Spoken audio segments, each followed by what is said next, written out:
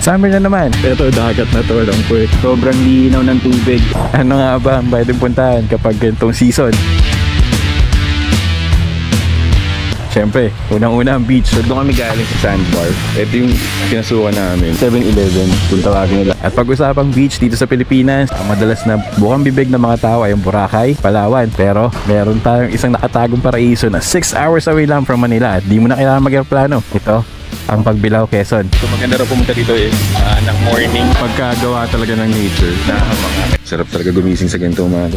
Sa araw ito, bibisitahin namin ang isang spot na matatagpuan sa probinsyang ito. Kaya tara, samahan niyo ako at ang mga tropa na umangha sa ganda ng lugar na ito.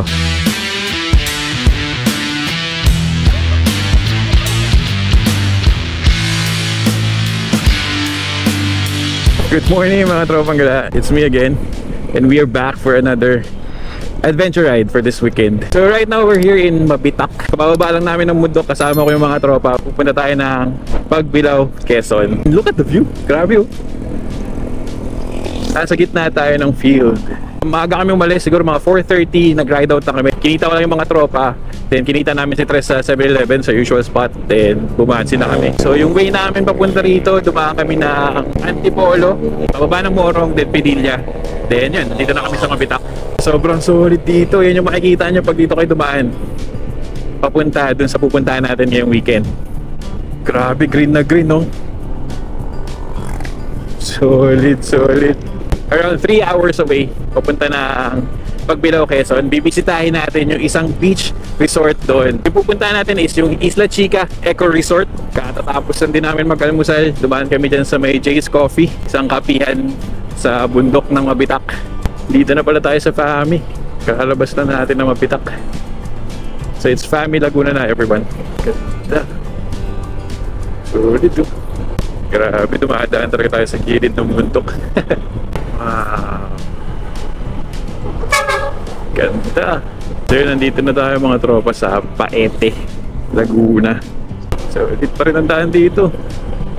Ang Paete galing sa word na Paete or chisel.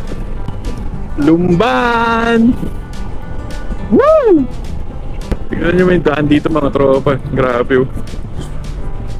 Kapaligiran ka ng puno. Ito bundok itong nasa left side natin. Tapos dito yung lake or Laguna de Bay sa kanan. Ito na mga tropa yung simbahan. So pag kumanan ka dito yan, pagsanghan yan, puro old school yung mga bahay. Ito yung simbahan. Ito pagsanghan itong kanan. Pero tayo, diretso tayo. Nasa pagsanhan na tayo, old school oh. Uy, pagsanhan falls, ito pala dito. Kaliwa. So ulit ng tulay oh. Hehehe. Panahon pa ng Kastila. Welcome to Barangay Anglas. So dito pala yung daan papunta ng Pagsanhan Falls or yung tinatawag natin Cavinti Falls na right now. Solid bundukin pala. And kurbadaan. Para ka na rin nagmarilaki in a way. Pero dito yan sa Laguna. Ganda ng mga daan no. Tsaka maganda yung kalsada, hindi siya bitak-bitak. Swabe. Tsaka mapuno talaga. Yan no. Napakaganda ng Pilipinas. Look at the view. So yun, huminto kami dito sa may Tayabas City para mananghalian. It's 10 AM na. So yeah, kakain lang kami dito sa Elsas Eatery na daanan namin along the way.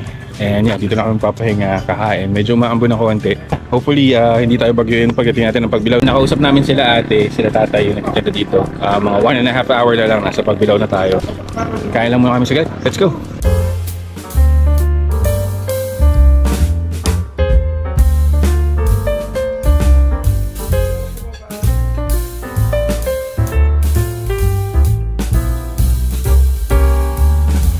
So yun, nakakain na tayo dito sa Elsas Eatery. So, shoutout kila tatay tsaka nanay. Tinuruan tayo ng mga bagong tips kung saan bibili, saan mamamalengke, saan maganda yung bilihan and all. So pag napadahan kayo, papunta kayo sa Isla Chica. Pag napadahan kayo dito, since along the way naman siya sa Google Maps, dito na rin kayo mananghalian, Elsas Eatery.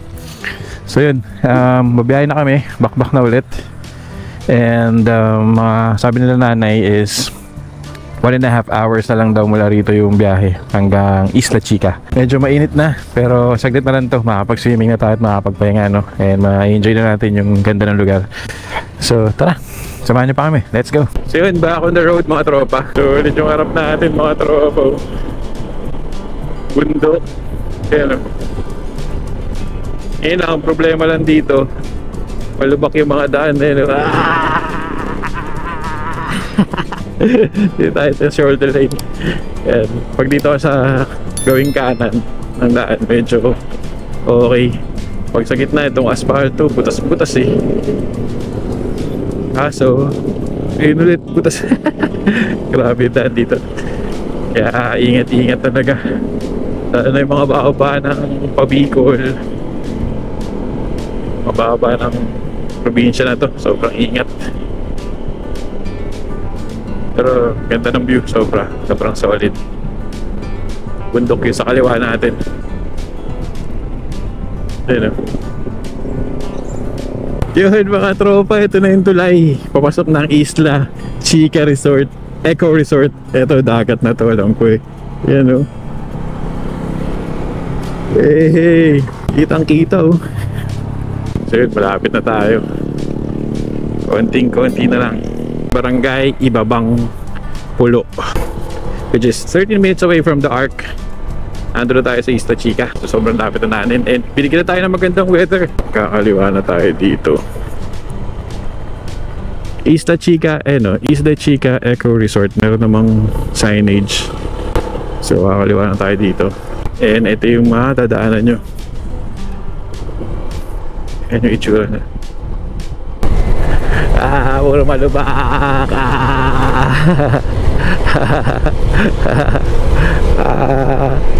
Puro pababa, malubak.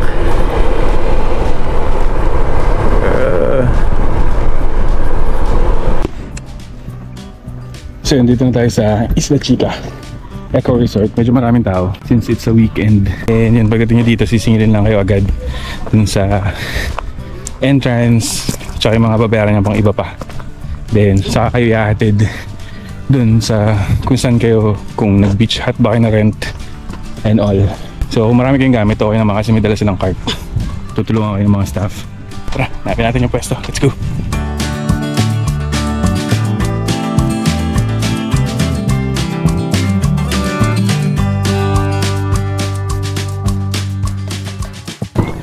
So nandito na kami sa Isla Chica Eco Resort with Chris and the rest of the gang. Nagpe-prepare na sila ng ulam doon or ng i-dinner namin. Sobrang linaw ng tubig and white sand siya. Just 5 to 6 hours away from Manila. You'll get to see this. And katabi niya lang pala yung Borawan dun sa kabila. So Borawan muna, then this one, Isla Chica Eco Resort. And meron siya mga ganyan na liliguan nyo.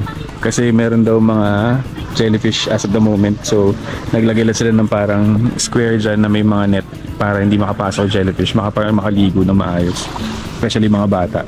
But yeah, it's family friendly. Let's enjoy the day. Ang init. Mag-alas 2 pa lang.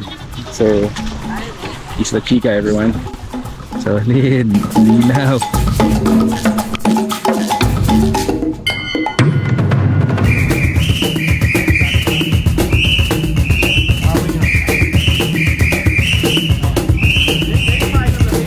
Yung buhangin dito mga troto, hindi siya kasing pinal ng sobrang, pero white.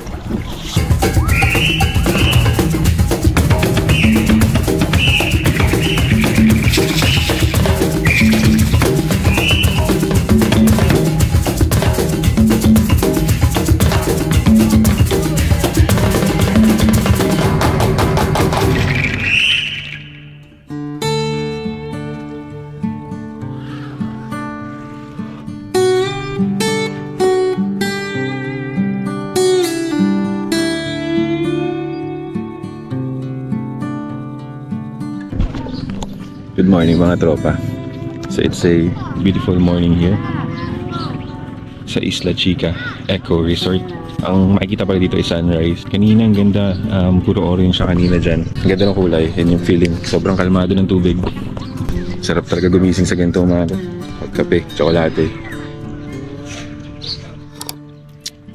Isa-isa na rin nagigising yung mga tropa. So yun yung naging setup namin. Cottage, tapos yung tent nilagay sa gilid and all.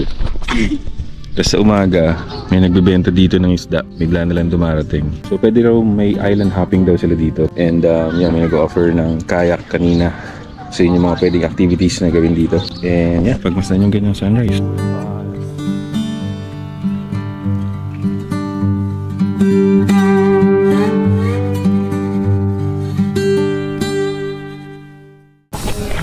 So yun, mag-island hopping kami for 2.8 per 8 person. Yan sila mga life vest for your safety. Let's explore Pagbilao.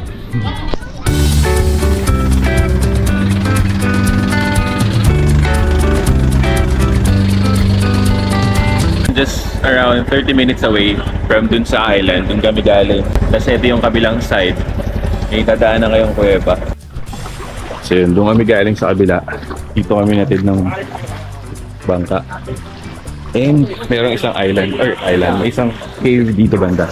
So nasan tong bangka na to, yun sa gilid. Okay, lakarin lang natin papunta ron. Kakaiba yung tsura nung walls.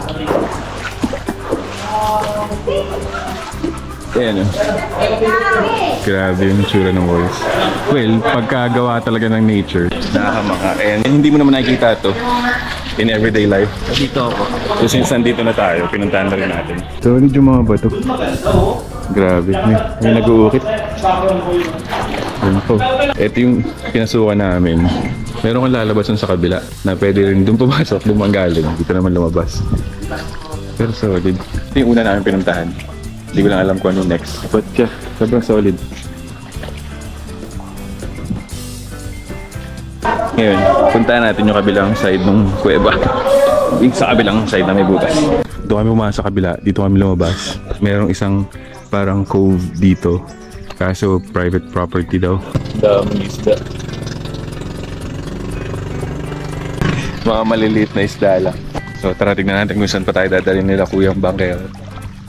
Let's go. So may snake, ass dagat. Hindi ko alam kung anong tawag doon. Comment nyo na lang kung anong tawag doon. Stripe siya na gray and black. Pero maliit lang. I mean, siguro baby pa. Mga ganun, hindi na natin ginagambala.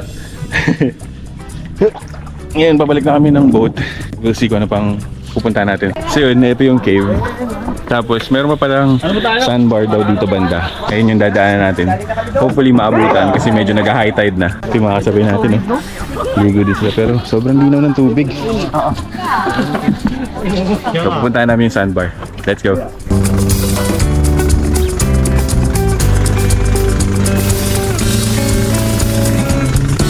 So yun, nandito na tayo sa pinatawag nilang sandbar. So mahaba siya hanggang dun. Ito, hanggang dun, puti. So doon kami galing sa may part na yun. Kung makikita nyo, medyo mataas na yung tubig. So maganda rin pumunta dito ng morning para kita yung sand. Pero, yun. Medyo kita pa naman sa part na to. Pero pagka morning daw, mahaba yan mula dun hanggang dun sa kabilang tulo.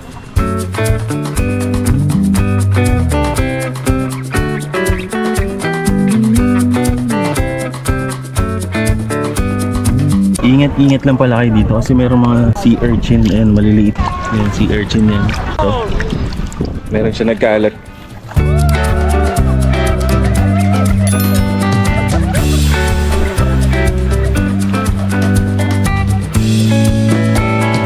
Tapos dito mga tropa, merong 7-Eleven, kung tawagin nila, nagbibenta ng buko tsaka ibang mga food. Pero bangka lang siya. 7-Eleven yung tawag nila tatay ng bangkero namin.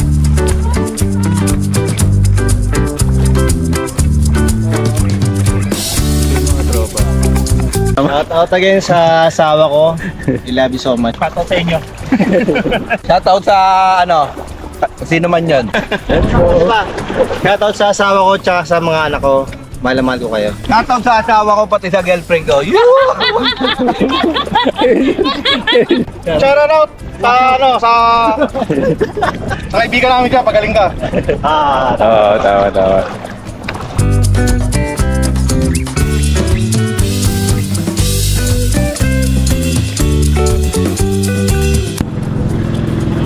ngayon, pabalik kami dito sa cave kanina. Babalik kami doon para doon na kami maligo since ito kasi mababaw, para dito medyo malalim. Pero yun yung mga spots na pwede nyo puntahan. Pag nag-island hopping kayo, again, it's 2.8 for 8 packs max. Pupuntahan nyo tong cave tsaka yung sandbar. Ang tawag daw sa cave na to is Cuevang Lampas. So, Cuevang Lampas yung tawag sa kanya. Then mag-swim lang kami dito, then after balik na kami sa Isla Chica. Let's go!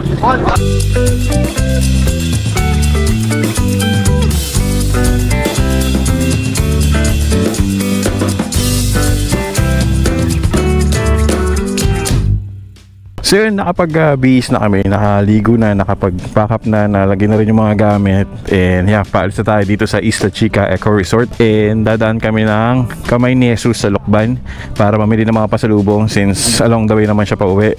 Yun, babiyahin na kami. Samahan niyo pa kami, let's go! May tindahan din pala sila dito. Yan, may tindahan sila dito ng mga basic needs kung kailangan niyang mamili. Dito. Asul na asul ang layan. Grabe yung ganda talaga.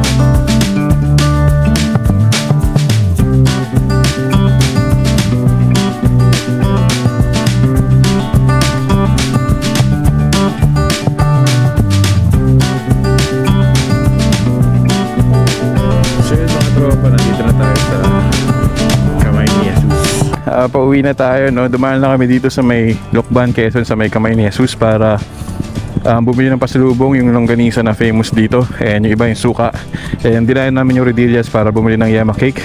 But yeah, dito rin kami nag-lunch, sobrang late lunch, and right now pauwi na kami ng Manila. It will take like 4 to 5 hours depende sa traffic yung biyahe natin, no? So yeah, sobrang solid ng weekend na to. Yung pinuntahan natin yung Isla Chica Eco Resort.